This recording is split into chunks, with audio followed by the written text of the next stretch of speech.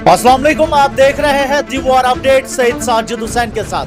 नाजरीन, आज की सबसे बड़ी और दहशतनाक खबर, मगरिबी मुफाद परस्त ताकतें एक बार फिर खित्ते का अमन तबाह करने पर तुल गई है। अमेरिका ने खामोशी से अपनी एयरबोर्न स्पेशल फोर्सेस को जिबूटी मुंतकिल कर दिया है ताकि बाब अल मंदेब की शहरक पर वार किया जा सके। ईरान और अमेरिका की जंग चौथे हफ्ते में दाखिल हो चुकी है और हॉर्मुज की बंदिश ने पहले ही दुनिया को हिलाकर रख दिया है। अब दुश्मन की नजर दूसरे अहम तरीन मैरीटाइम चोक पॉइंट पर बनी हुई है। इस मौके पर किसी शायर ने क्या खूब कहा है, बातिल से दबने वाले आए आसमान नहीं, हम 100 बार कर चुका है तो इम्तिहान हमारा।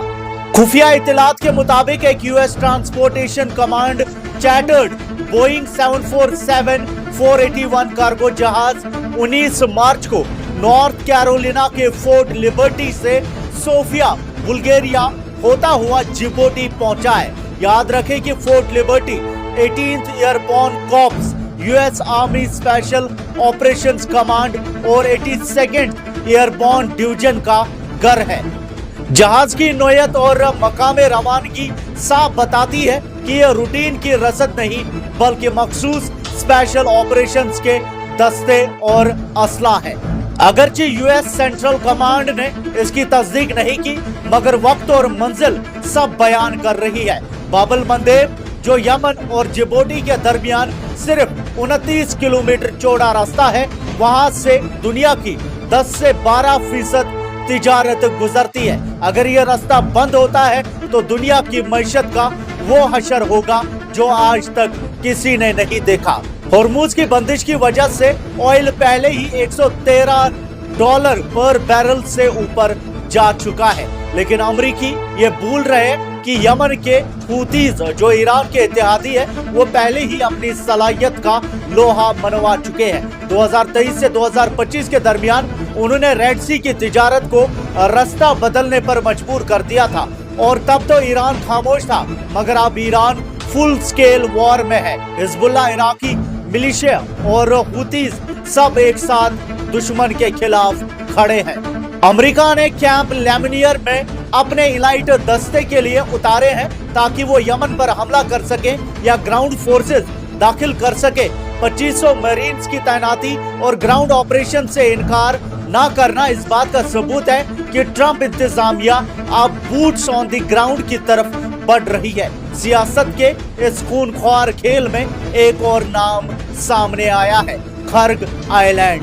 ईरान की मईशत की रगे जान, जहां से 90% ऑयल एक्सपोर्ट होता है।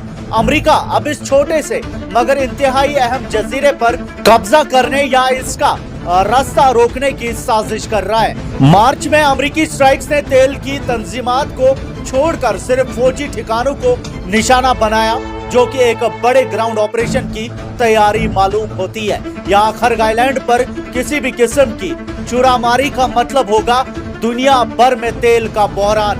18 मिलियन बैरल्स का जखीरा दुनिया की मईशत को डुबा सकता है, मगर ट्रंप के लिए यह रास्ता आसान नहीं। हर आइलैंड ईरान के इतने करीब है कि वहां मौजूद अमेरिकी फौज ईरान के ड्रोन्स और मिसाइल्स की सीधी जद में होंगे। रियर एडमिरल मार्क मोंटगोमेरी ने भी खबरदार किया है कि खर्ग आइलैंड पर कब्जा करने से भी ईरान को झुकाया नहीं जा सकेगा। ईरान के पास लेवरेज खत्म नहीं होगा। अमेरिका की ये नापाकी और साजिशें शायद उसे एक ऐसे दलदल में ले जाएं जहां से निकलना मुमकिन ना हो। ईरान ने साफ कर दिया है कि वो अपनी सरजमीन और अपने मफादात का दिफा करना जानता है। फानूस बनकर जिसकी हिफाजत हवा करे, वो शम्मा क्या बुझे जिसे रोशन खुदा करे। अब देखना यह है, क्या अमेरिका इस खूनी जंग को मजीद भड़काएगा या ईरान की गैरत और कुव्वत के आगे पीछे हटने पर मजबूर होगा। आपकी क्या राय है, कमेंट्स में हमें जरूर बताएं। मजीद अपडेट्स आप तक पहुंचाते रहेंगे। फिलहाल के लिए इतना ही, शुक्रिया।